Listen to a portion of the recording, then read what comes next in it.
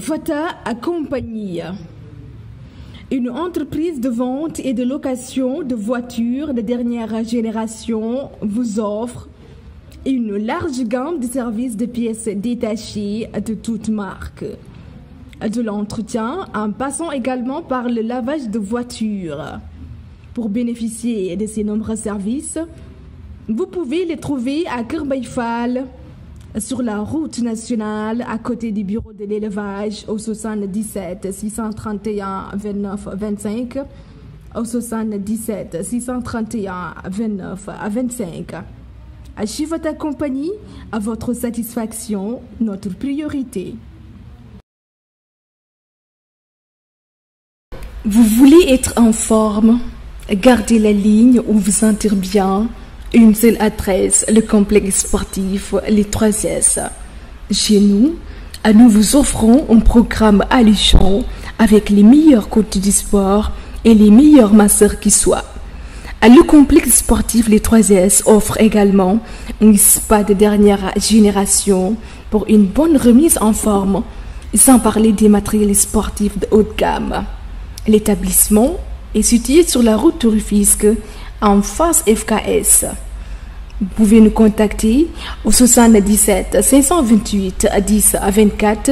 ou bien au 77 682 74 29.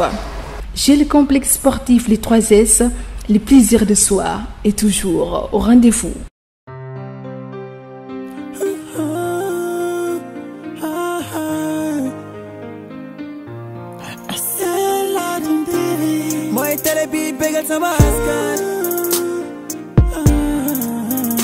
Ladoum TV, c'est Ladoum TV.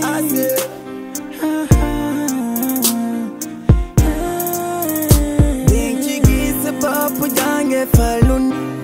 Émission chez le vétérinaire dina ànd ak yow saytu wergu yaram. Santé animal dina saytu sama laanu mi dunde.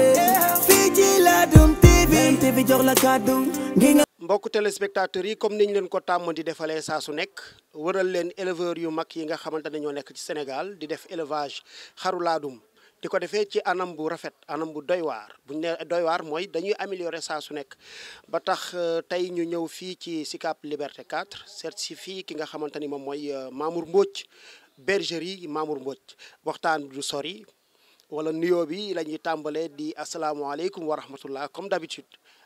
mbokk yi tey ngeen gis nag koo xamante ni vraiment daanaanu élevage la xale la ci jëmm comme niñ koy waxee waaye nag buñ duggee ba ci biir di ngeen xam ne vraiment ku mag la lool ci wàllu élevage. salaamaaleykum Mamour. waaleykum salaam wa Ladoum TV. ziar nañ la. delloo ziar. aywa mbokk yi mi ngi nii mbégte la ku mag ci ñun ñu seet si ko moom Mamour nekk éleveur boo xamante ni ku ràññeeku la ci élevage du Sénégal bu ñu waxtaanee ak moom di ngeen ci xam dara tey moom la ñu seet si ma fàttali leen ñu ngi fii ci Sicap Liberté 4 Mamour mbégte la ci ñun ak contentement bu rëy nga dalal ñu fii ci sa bergerie di Mamour Mbodj. vraiment fii la ëppee maa leen gën a kontaan yéen mi bàyyi seen lépp bàyyi éleveurs yëpp ñëw ba ci man vraiment man contentement laa ci am quoi vraiment ngeen ñëw ci bergerie bi nii war a ñu tourner émission vraiment kontaan naa ci lool. ok voilà mbégte gi ci ñun lay ëppee parce que xam nga dafay neex lool téléspectateurs yi nga xamante ne ñooy saxoo di seetaan Ladoum TV ñu leen di wan ay sujet de qualité di leen wan ay champion yoo xamante ni dañoo liggéey am jaar-jaar bu rafet ci élevage te yow mii ci nga bokk kon loolu moom suñu mbégte gu rëy lay doon Mamour dañu daal di dugg ci waxtaan bi vite fait depuis kañ nga dugg ci élevage. waaw ji bi mën naa wax élevage dama judd fekk ko fi élevage bi samay parents ñoo doon yar. ñu màgg ñëw yeggale affaire bi mais laadum yi mën naa wax ay côté 2000 ba 2003 si laa dugg ci laadum dama doon fréquenter ay anciens bon si ñoom laa jaar ñoo ma jox samay premier sujet mën naa wax sax kenn di Souleymane Ly bu nekk Yoff pratiquement moom moo ma njëkk jox xar fa laa tàmbalee après di def ay croisement di ñaan ay tëb di jaxase bon ba fi ñu toll nii alhamdulilah quoi. moom la ñuy wax lii bu Yoff lan la njëkkoon a jox femelle wala père la joxoon. waaw lii moom presque mën naa sama tons la parce que mën naa moo ma yar da doon ñëw suñu kër di fréquenter fii par la suite la ma wax am na ay xar ma dem këram nekk ak moom ba ci yàgg mu promettre moom dina ma jox femelle bon par la suite la ma jox benn femelle bu tëbu boobu moo ñëw si kër gi wàccee après noonu laa commencé nag après di contacter yenn éleveurs yi di jënd xar des fois ñu may tëb may croiser bon ba yàlla def ni après ma commencé jënd ay xar noonu laa amélioré ba fii noonu la demee. ok loolu c'était en 2003 dafa mel ni da nga ne ma di ñaan tëb kon jëndaale woo maal bi ngay dugg ci élevage femelle rek nga jëndoon. voilà femelle laa démarré parce que à l'époque aw ma woon moyen parce que dama doon jàng mënu ma woon jënd laadum à l'époque bon li ma mënoon def mooy femelle yi ma amoon moom laa doon dem di ñaan ay tëb ñu may def ay croisement ba ma demee nag ba commencé am yeneen xar yooyu laay jaay di jënd peut-être mën naa sax géniteur bi mu njëkk am laadum Souleymane Ly moo ma ko jox ñu koy woowee Petit Ly waaw mi ngi ma koy jox en 2010 la ma ko jox moom laa tàggat après dama démarré ak moom ci laa am quelques bases femelles après concours xar bi ñëw en 2013 ma présenté Petit Ly mu gagné concours xar bi 2013 ci secteur SICAP après ñu jógee foofu ñu dem ci phase nationale Petit Ly ñëw classé 5e léegi ci Petit Ly boobu moom laa commencé am sama base femelle après nag si laa nekk di améliorer base yi mu jur yooyu laa téye après dugalaat beneen maal bi ñuy woowee Choukran di doomu Maïsra ak Assane 2 kooku tam ñëw yeggali liggéey ba mu ko yeggalee si laa yoraat beneen base femelle ak beneen style xar bi nga xamante ne peut-être style boobu moom laa doon gën a bëgg léegi si laa wàññi doomu Petit Ly dese benn peut-être mën naa wax meilleur doomu Petit Ly bi dàq jur doom si kër gi boobu laa gardé waaw boobu laa gardé après léegi boobu laa teg ci ay doom ci Choukran si la ma génnee yi base femelle quoi vraiment. kon mu mel ni 2013 Petit Ly bi muy gagné émission xar bi ci secteur u SICAP bi boobu fekk na mu am 3 ans kon. voilà amoon na ay 3 ans et quelques. bi nga koy jël mbote la woon. bi nga koy jël mbote bu ndaw la mi ngi am ay 3 mois si laa ko jël toppatoo ko ba mu màgg concours xar bi am ma présenté ko yàlla def ma am ci ndam noonu la demee. ok mu mel ni kon ci jamono ji ngay dugg ci élevage dafa mel ni jamono jooju noonu yaa ngi doon jàng mais terewul xëy na yàqul woon sa par rapport ak njàng bi ak li xar laaj ba yàqu ci dara. non vraiment yàqu ci dara parce que boo xoolee nekkul man kese ma moomoon xar yi amoon naa sama benn grand frère mi ngi nekk Maroc Amadou sama grand frère la maag moom ñoo doon nekk ci xar yi su ma amulee jot moom moo ciy nekk bon pratiquement mën naa wax concentré wu ma woon à 100% ci xar yi parce que ñaar lañu woon. te xam nga rek ñaari nit bu ñu yor des fois gis-gis yi mën na bañ a bokk mais après moom dafa dem à l'étranger dafa voyager si la ma bàyyi ak élevage bi après si la gën a concentré wu ma commencé liggéey carrément ci xar yi voilà. léegi li ma laaj duñ ci génn ndax laaj naa la ndax yàqul dara ci njàng mi mais est-ce que participer nañu ci sa carrière u njàng est-ce que xar yi xam nga kenn ku nekk xam na ne pour réussir fi mu toll nii ci réew mi ci wàllu njàng il te faut des moyens est-ce que mus ngaa jaay xar dugal ko ci sa formation ba tax tey nga am ay diplôme. ah non franchement non parce que boo xoolee période boobu mën naa wax élevage bi joxuma woon dara. période boobu dama doon liggéey li ma doon am dama koy defaat ci xar yi lu ma doon dajale lu ndaw ci xar yi su ma jaayoon xar nii sax difficilement laa doon jaay mais dama doon utaat yeneen xar pour améliorer cheptel bi quoi loolu laa doon gën a def mais xar yi joxuñu ma woon dara période boobu parce que lu ma doon takkale foraatu yëpp dama leen koy dundalee noonu la demee woon quoi. kon bi ngay nekk ci njàng mi en même temps da ngaa obligé dem di wuti ji di xarmat comme niñ koy waxee pour mën a ñëw di dundal say xar. bien sûr noonu la demee damay foraatu lu ma am ñëw jox xar yi. ñu dem ak ñoom parce que xar yi ngi boo leen yoree dund bi dafa metti te bu fekkee yàlla def na ne amagoo liggéey loo mën a def loo mën a xarmat loo mën foraatu des fois nga wàcc gis paa bi wala mère bi ñu jàppaleel nga jënd ngooñ ak ripaas noonu lañ doon def. bi Petit Ly di ñëw parce que en 2003 nga ci dugg 2010 ci nga décroché Petit Ly bi Petit Ly di ñëw fekk na nga pare sa formation ba commencé liggéey wala boobu ba léegi yaa ngi woon ci njàng mi. si 2010 fekk commencé woon naa liggéey 2010 maa ngi doon liggéey mais bon mën naa wax salaire bi ma amoon pratiquement lépp xar yi laa ko doon joxaat waaw salaire bi ma doon démarré sama liggéey presque xar yi laa doon dundalee lépp voilà noonu laa def di dundal xar yi ba en certain moment après ñoom si lañ commencé di ma jox. waaw di ma jox quoi noonu la demee. Petit Ly ñëw am fi benn base femelle bu rafet ci jamono jooju noonu nga jaay ba mu des benn après dinañ ko gis léegi incha allah après ci ban moment na nga commencé sentir vraiment ni xar yi nag ñi ngi yor seen bopp non seulement mais yaa ngi ciy génnee li nga xamante ne moom nga ci defoon. voilà d'accord parce que man bu ma xoolee en 2014 Petit Ly ba mu gañewee génn télé ñëpp gis ko xam xar bi après si la éleveurs yi commencé ma di ma fréquenter ci 2014 bi après si laa dugg Saladam inscrire Adam commencé dem ci foire yi après nag si la clientèle bi commencé ñëw si laa commencé jaay xar ci loolu nag laa commencé yëg nag xar yi vraiment léegi ñoom ñoo yor seen bopp mën naa wax ñoom ñoo ma yor bon presque lépp lu ma soxla lu ma bëgg jënd xar yi laay jaay dem régler lu ma bëgg régler sincèrement waaye. kon mën nañ ne sa investissement ci ba ngay jàng sonnoon ci lool daan dem di xarmat di ci def désormais rëccu woo ci dara. non vraiment rëccu moom parce que passion la quoi parce que ñun moom vraiment passion bi moom moo ñëpp doole xar yi bu demoon sax amatul xaalis sax du tere ñun dañuy yar xar parce que vraiment ñun xar yi dafa am lu muy yokk si ñun loo xamante ne mënuñu ko sax wax mën nga yeewu liggéey stress bi lépp problème mu àdduna yëpp mais suffit que nga wàcc ñëw toog ci xar yi ñu ne si jàmm lépp da nga koy fàtte so loolu am lu prix quoi. Mamour commencé di liggéey ci xar yi ba mu ciy nekk dafa doon jàng di xarmat di ci def dem bay liggéey jënd benn maal bu ñuy wax Petit Ly yàlla def mu gagné secteur u SICAP bi fii nii ci émission xar bi dem jël 5e national waaye ci année 2020 wax na leen ko ci 2014 boobu. 2014 boobu noonu mu dugg Adam 2020 mu ñëw indi nag benn maal boo xamante ni espoir la. di maal bu extraordinaire vraiment ñëw rafet lool dugg ci concours espoir mu mel ni moom ku miin li ñuy wax podium la voilà ku miin podium ndax sa maal bi bu mu duggee lan la jël. waaw maal bi ma indi woon ci Saladam 2020 di espoir ko koy Boy Niang moom moo ñëw nekkoon vice champion espoir maal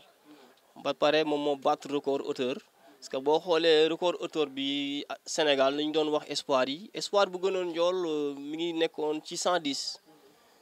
depuis 2018 benn xar battre ko ci foire yi am Sénégal yëpp 2020 ñu ñëw mu indi Boy Niang mu yóbbu ko 113.5 113.5 la Boy Niang indi espoir waaw loolu 19 mois la indi def 113.5 te loolu musul am Sénégal élevage ba mu dalee am ba léegi musuñu gis espoir ci compétition bu toll noonu mu génnee 113.5 loolu mosul am. ngeen laaj ma kan mooy Boy Niang ma ni leen mi ngi nii Boy Niang mi ngi nii sawaay Boy Niang ngi nii kooku mooy Boy Niang fan la bokk. Boy Niang boo xoolee papa ji doomu Ferdinand Coly la benn doomu Ferdinand laa jëndoon ci Père Mor Niang di ko nuyu au passage Père Mor Niang vraiment daf ma defaloon xéwal carrément ci doomu Ferdinand Coly bi boobu laa jël teg ko ci benn doomu biko bi ñuy woowee Kirène ci la Boy Niang juddu. kon yaa ko juddul. Boy Niang maa ko juddule fii la juddoo voilà. mu ànd ak yenn femelle actuellement. parce que boo xoolee sama majorité femelle base femelle yi muy tëb ay doomu Choukran la ay sëtu Choukran ak ay quelques femelles doomu monstre doomu Petit Ly mélange boobu la nekk di tëb actuellement quoi. mu mel ni pratiquement femelle yi yow yaa leen juddul. waaw parce que boo xoolee man femelle moom pratiquement yi fi nekk yëpp presque mën naa wax 90% man maa ko liggéey quoi ay génération maa li fi jaar yëpp seen doom a ngi fi ak seen sët man moom femelle moom vraiment yi ma ciy bëgg carrément foog ma travailler ko quoi man maa koy liggéey waaw. mais ku gis ba base femelle bi nga xamante ne moom nga yor vraiment day xam ni kii fi muy teg tànkam xam na ko lan mooy sa secret lan ngay xool ci xar yi seen particularité ba tax ngay mën a sélectionner xam ni femelle bi wala mbote bi su ma ko téewee ba jëmee jamono nii lay mel yu mel nan ngay xool ci ñoom. mooy maturation rek xam nga xar yi moom bu fekkee dañoo nekk sa kër ñu nekkoon ay xale nga téye leen yar leen ba ñu màgg ñu produire sa kër produire waat di nga xam ñan ñoo ci dàq jur doom léegi ci loolu ngay sélectionné ñi nga xamante ne seen doom yee gën a garaaw yi ëpp maturation rek mooy li ma lay wax maturation yi ko ëpp rek nga trier génnee yeneen yi nga jëlaat beneen maal tegaat ko ci kawam maal boobu defaat ay preuve am nga sélectionné waat yi gën a baax nga def ko génération fur et à mesure bon finalement da nga am ay femelles yu exceptionnelles quoi. mais est-ce que dàq jur doom ci femelle dafay dépendre ci moom dayoom. non parce que des fois di nga gis xar bu ndaw mais li nekk ci moom génétique bi loolu lay génnee di nga gis xar yi comme des fois Boy Niang mën na tëb ay femelle nga gis ni kii moo sut moo gën a garaaw mais doom bi gën a garaaw ki koy jur mën na bañ a nekk kooku. mooy gën a gàtt ci gétt. des fois mën na gën a gàtt comme mën na bañ a gàtt mais yow boo nekkee si gétt nga xam say xar di nga xam ki ci dàq jur doom waaw loolu la quoi parce que bu ñu defee ay maal yu bëri jaar sa kër yeneen jaaraat yeneen jaar yow léegi di nga xam mâle femelle bi nga xamante ne n'importe quel mâle moom moo gën a def résultat parce que mâle bu defee tour mën nga am ay 10 mbote di nga ci gis mbote yi gën a ràññeeku nga defaat beneen mâle ñëw ñu defaat ay mbote gis bu ci gën a ràññeeku léegi femelle boobu bu fekkee moom mooy def loolu di nga xam ne mooy meilleure femelle bi waaw léegi ay doomam bu la neexee ngay téye quoi. nga gis ni boobaak léegi vraiment bi mu amee tour ci Saladam 2020 bi boobaak léegi est-ce que gars yi ñu ngi fiy ñëw di ko xool est-ce que yaa ngi ciy dégg ay prix wala yu ni mel. non vraiment loolu moom Boy Niang moom mën naa wax avant Saladam après Saladam yëpp gars yi ñu ngi may contacter di ma fay prix boo xalaatu ñu ngi ma koy fay ci doomam ci moom ci mooy loolu daal mais vraiment man pour l'instant moom damay concentré wu ci liggéey bi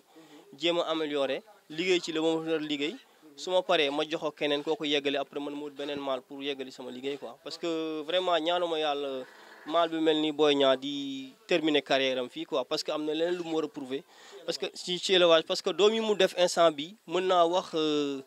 ci génération am gisuma ci ku ko dàq jur doom sincèrement parce que ngi à 2 ans et demi teg na fi loo xamante ne ci côté mâle ci côté femelle yu extraordinaire te ñu ngi màgg te incha allah prochaine foire yi am incha allah dinañ gis doomam yi ni ñuy génnee quoi. Boy Niang kon dafa mel ni mën na mâle mën na femelle ci ay doom mais est-ce que accessible nañ parce que yaa ngi naan gars yi ñu ngi la ci topp mais souvent yooyu day xaw a métti de est-ce que xewale na.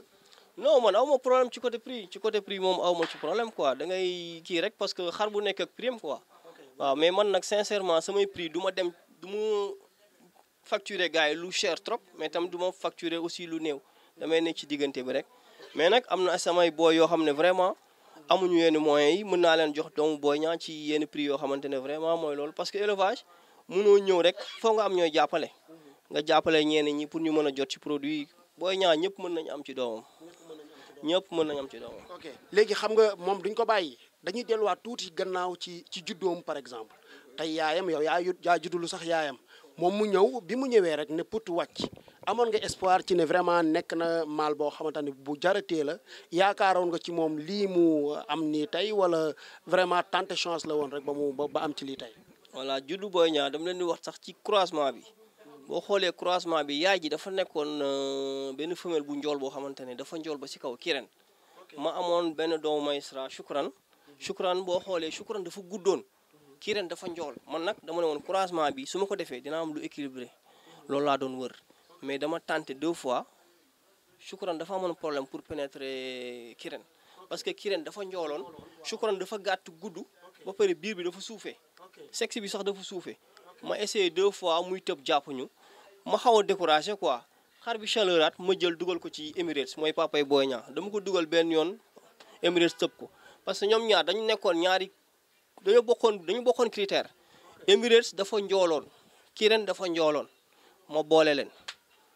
mu judd si la Boy Niang judd ba Boy Niang juddoo nag moo xool yéel yi nekk loo xamante ne vraiment xar bi pour mu taxaw sax problème la ma jékki-jékki toog xalaat ne non pourquoi pas jeune mâle bi war na mën a tëb doomu Choukran yi yokku leen hauteur parce que comme ñaari jeune hauteur lañ boole hauteur bi dina fa dëggu même xar bi bu njoolulee génétiquement dina njool kookoy Boy Niang waaw. mu mel ni kon dafa mel ni croisement yi par force des fois pour nekk champion yàlla moo naan waaw parce que boo xoolee Choukran la moo naroon nekk baayam yàlla bañ carrément ndax ñaari yoon bu ñu ko booleeg Kirène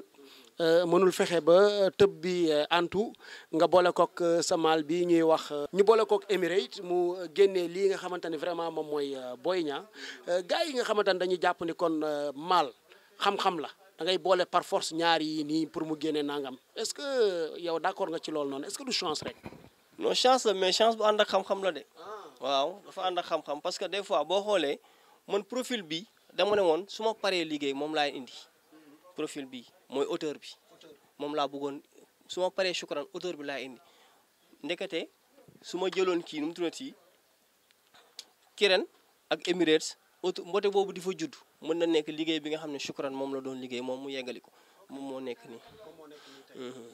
aywa mbokk yi kon kooku mooy Boy Niang xam naa ne du ngeen ci doyal bëgg ngeen a xam fi mu jaar yëpp mais xam ngeen ni doom yu rafet yooyu ñu wax ni moom lay def di góor ak ay jigéen du moom kese moo leen di jur am na femelle yi yu mu leen bokk di jural kenn kaa ngi nii ki mooy kan grand. waaw boo xoolee femelle bi mooy Aminta di doomu Choukran yaayam di doomu Petit Ly waaw boo xoolee kii moom liggéey bi mu ko liggéey mën naa wax ci 10 ans la presque 10 ans quoi parce que Petit Ly li mu fi liggéey ñu pare ci Petit Ly def ko Choukran mooy papaam moom moo nekk nii bon am na ay 3 ans moom mën naa wax pratiquement mooy meilleure femelle en termes de mensuration et de production ci bergerie bi meilleur xar yi fi génn yëpp comme daanaka mën nañu wax expert di doomu Boy Niang bi nekk ci Abdou Thiam moom mooy yaayam ak beneen jeune mâle tamit bu garaaw bi ñuy woowee Erdogan mi ngi ci Baye Fall Diop ñoom ñëpp Boy Niang ak Aminta ñoo ko jur quoi voilà. ok mu mel ni Boy Niang ak Aminta ñoo jur ba léegi tëng bii may gis nii. voilà ñoom ñoo jur kii aussi kii ñuy woowee Anta Mbaye waaw ñoom tamit moom séex la moom Erdogan mooy séexam mi ngi toll ci 4 mois aussi am nañ ci moom yaakaar trop parce que moom vraiment moom Aminta doomam yu jigéen ñi moom pratiquement mën naa wax ñoom ñoo war a nekk ci base bi quoi. maanaam da nga leen di téye. dama leen di téye pour ma génne leen du yomb quoi. seex bi. seexam bu góor bi dama ko joxe. mu ngi ci Baye Fall Diop bu jigéen bi laa téye voilà. ok mu mel ni beneen femelle la ngi nii ba tey bokk ci femelle yi nga xamante ne ñoom la ñuy croiser ak Boy Niang ki mooy kan grand. kii mooy Saran di doomu Aminta mooy yaayam bon papaam doomu teranga la bi ñuy woowee Pullman sama benn xarit moo ko yoroon Baara moom mi ngi toll ci 19 mois moom tam ci base bi la bokk quoi waaw moom ci base bi moom la Boy Niang di war a tëb quoi voilà. kon ñoom ñaar amaguñ doom. ñoo amaguñ doom mais saa yi ñoom ñoo nekk quoi te yaakaar naa bientôt dinañ am portée incha allah. juddulu woo ko da nga ko jaayoon wala nu mu demee noonu. non kii fii la juddoo doomu Aminta la kii mooy yaayam waaw. kan nga wax ni moo jóge ci Baara. papaam waaw ba ma jëloon Aminta yóbbu ko ci Baara mu tëbu si la jur Saran siix la sax beneen siix bi mi ngi ci beneen box bi xam naa ne après dinaa leen ko présenter voilà mi ngi toll ci 19 mois voilà mu ngi noonu. léegi troisième femelle bi ànd ak Boy Niang mooy kan. voilà boo xoolee kii mooy Viviane di doomu Choukran aussi moom yaayam mooy Awa Gueye benn doomu prési la Awa Gueye finalement moom laa joxoon Papi Dieye voilà moom tam ci kër gi la juddoo mooy nampal añel bi mook Boy Niang añel bi voilà moom koy nampal. añel bi toll ci ñaata weer. añel bi am na 2 mois. voilà triplé la woon sax mais yeneen dañ daanu moom moo rëcc quoi voilà. dañu dem ci deuxième box bi. waaw mbokk yi léegi ñu ngi ci deuxième box bi biñ ñëwee nag fekk nañ fi benn femelle boo xamante ni moom ki mooy kan grand. kii mooy Queen Biz moom doomu Petit Ly la yaayam ñaari doomu Bachir lañ fixé mu juddu si elle a plus de 7 ans am na 7 ans et quelques moom mën naa wax base bi yëpp moom moo ko liggéey base bi yëpp fii ay doom ak ay sëtam ñoo fi nekk voilà déjà moom sax mooy nàmpal kii moom kii doomam la aussi ak Boy Niang mu ngi tudd Mami Jinne elle a 6 mois aussi voilà. doomam bi tëng bi mi ngi ci ñaata weer. kii am na 6 mois. am na 6 mois moom seex la woon sax bu góor bi dama ko joxe benn copain bu ñuy woowee Moussa Traoré Vizir seex bi mooy Vizir quoi benn jeune mâle bu doy waar aussi mi ngi Médina doomu Boy Niang la mooy seexam quoi. waa grand jeune mâle bi mooy kan. jeune mâle bi nag kii mooy miracle di doomu miracle yaay jaa nekk nii yaay ji sëtu Ramses la ak Amdan papa ji moo nekk. boo xoolee papa ji mooy Chifa voilà moom laa jox cellules yi Chifa di doomu Mbaarik doomu Raan moom ci kër gi la juddoo am nay léegi dugg na 3e mois. Chifa yow yaa ko juddulu. non Chifa dama ko jëndoon ci Momo Fall sama benn bro bi nekk fële Fadia moom moo ma ko jaay ma liggéey ci vite fait après jox ko selli mu yeggali liggéey bi mais man doom ji laa ci am quoi. mbokk yi ma leen di fàttali ni Chifa moom mooy sëtu magistrat bi ñu fekkoon keroog ci bergerie Selili mu nekk mâle bu extraordinaire bu ngeen xoolee doomam ji xam ne baay bi ndaanaan la aywa na ngeen ko bàyyi xel moom mooy kan encore miracle. miracle mi ngi toll juste mi ngi doog am 3 mois mais vraiment am naa ci moom yaakaar trop. waaw moom ci tubaab la ko wax ñun bu ñu neexee ñu wax ko ci olof mooy kéemtaan dina leen yéem gëm nañ ko bu baax ci élevage Sénégal na ngeen ko bàyyi xel moom femelle bi mooy kan. voilà boo xoolee kii mën naa wax añel tëng la sax parce que mi ngi am 13 mois fooxagul moom moo taawloo miracle di doomu Amdan yaay ji di doomu Ramses maa ngi ko jëlee woon Arena ñoom fa laa ko jëlee Mbour quoi ñoom ñoo ma ko jox voilà. Arena laa dum waaw. aywa aywa mbokk yi ba léegi ñu ngi fii ci bergerie Mamour Mbodj fii ci Sicap Liberté 4 waaw jógeegu leen fii yéen a ngi ci bergerie bi di gis sujet yi extraordinaire yi ba tey ñu nekk ci femelle yi ki mooy kan. waaw boo xoolee kii mooy Paradise di doomu Choukran yaay ji doomu Bokande la moom tam ci kër gi la juddoo mën naa wax moom presque mu ngi jur xar yu bëri mi ngi commencé liggéey ci kër gi quoi base quoi vraiment moom laa tuddee sama jabar di Paradise moom laa ko tuddee Oumy Sakho maa ngi koy nuyu moom si de passage vraiment. nee na àjjanaam la ko tuddee mi ngi noonu nekk une grande femelle moom tamit sànq yaa ngi naan ma kële Aminta moom mooy meilleure femelle mais est-ce que ñoom ñaar neexoowuñu ci mensuration. non neexoon nañ mais boo xoolee Aminta moo ko mag. Aminta moo ko mag parce que xar yi des fois mën na ko mag ëpp ko mensuration mais à la longue mën nañ dem ba mën na ko dab quoi mais comme li ma gis nii vraiment Aminta moo ko ëpp mensuration pour le moment mais moom jàmbaar la quoi champion la quoi. ba tey ñu poursuivre femelle bi mooy kan. voilà boo xoolee kii mooy Yacine di doomu monstre yaa ji doomu Cheikh Anta la mu ngi jógee Tëngéej ci Jibi Gueye voilà moom boo xoolee bokk na ci femelle yi gën a mag ci kër gi am na 7 ans et quelques voilà moom tamit ci base bi la bokk quoi instant bi Boy Niang moo ko tëb voilà. ba tey ñu poursuivre grand mu mel ni femelle yi nga xamante ni ñenn ñi xëy na li nga ci jënd bariwul li ci des daanaka yëpp yow yaa leen juddule mu nekk benn base femelle bu extraordinaire ñii ñoom ñooy liggéey ak Boy Niang instant bii nii lan nga am looy wax éleveurs yi nga xamante ne vraiment ñi ngi nekk ci milieu bi duggaguñu carrément bari na ñoo xamante ne ñi ngi suivre milieu laadum mais duggaguñ ci te ñu lay xool instant bi li nga war a am loo leen bëgg a wax. voilà ñooñu moom li mu leen di wax mooy bariwul élevage moom élevage am na njëriñ jamono ji mais bu fekkee da nga ciy dugg jéemal gëstu nga jéemal rechercher xool xar yi jàng leen bu baax ut tamit ñoo xamante ne ñu yàgg ci xar yi ñu la mën a coacher pour nga dugg si sinon bu fekkee da nga ciy dugg nii xamoo mën nga jënd ay xar yoo xamante ne vraiment mooy loolu mën nga dem ba ci biir di leen bëgg jaay doo am ku ko jënd de ce fait que des fois di nga gis ay nit yoo xamante dañ naan xar yi amul xaalis alors que xar yi am na xaalis mais dafa am yoon booy jëndal produit yu baax àndal ak sa nit koo xamante ne vraiment wóolu nga ko mu yóbbu la ci kër yu baax yi nga xool xar yu baax prix bu ñu la laaj nag bu ñu la wax góorgóorlul nga fay ko parce que des fois différence qualité bi day feeñ ci prix bi mën nga ñëw ci Mamour nga fay ko benn mbote 1 million mu ne la non 1 million du ma ko jaayee nga dem ci keneen mu ne la 700 000 mu jaay la nga ne non Mamour dafa cher xar alors que du foofu mais boo demee ba ci kanam di nga xam ne affaire yi bokkul parce que il suffit que xar yi màgg dem ba si kanam di nga xam ne yow vraiment qualité baa ngi fële quoi waaw noonu la demee moo tax ñu bëri dañ ciy dugg ba ci digg bi jékki-jékki am problème mu jaay découragé bazar de seen xar yi après nekkaat ci leneen quoi. aywa léegi ku fi bëgg a ñëw Mamour nu muy def. voilà fii moom boo xoolee mooy Sicap Liberté 4 maa ngi dëkk ci koñu Talilis bi koñu poste courant bi numéro bi mooy 77 576 72 00 képp ku bëgg rendez-vous rek boo ma contacter ci WhatsApp message loo ma def rek man dinaa la tontu joxante rendez-vous nga ñëw xool xar yi après bu fekkee gis nga produit bu la intéressé aussi mën nañ ci négocier ma jox la ko incha allah. aywa mbokk yi mi ngi noonu Boy Niang ak i jabaram ak i ay doomam yaakaar naa ne doyelu leen ci benn yoon waaye mi ngi fii ci Sicap Liberté 4 wax naa leen ko laajte leen rek bergerie Mamour Mbodj du sori dina leen jox numéro téléphone am su ko defee ngeen ñëw maal bi macha allah defe naa impressionné na leen ci mensuration yi mu yor gars yi li ñuy wax njool gudd rëy rafet noonu la laadum di mel te defe naa amu ci benn boo xamante ne bàyyi na ko Mamour sa mot de la fin mais nag du nekk fee ci gars yi. parce que yaakaar naa ne dinañ ñëw dinañ woote te dinañ waxtaan ak yow. vraiment yéen di leen remercier yéen miy déplacé wu ñëw ba fii vraiment kontaan naa lool ci émission bi aussi question yi pratiquement yi ma soxla woon yi ma bëggoon ñu posé ma ko yëpp posé nañ ma ko. kontaan naa lool vraiment di sant éleveurs yëpp nag vraiment su ma limee damay jum si éleveurs yi moom vraiment gars yi ñu ngi may jàppale côté yëpp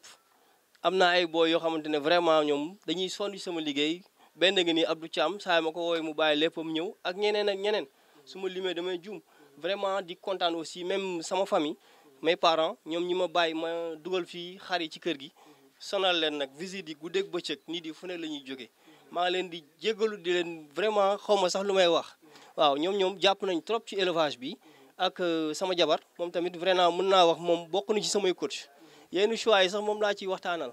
waaw vraiment moom tamit maa ngi koy sant di ko gërëm di gërëm éleveurs yëpp wasalaam.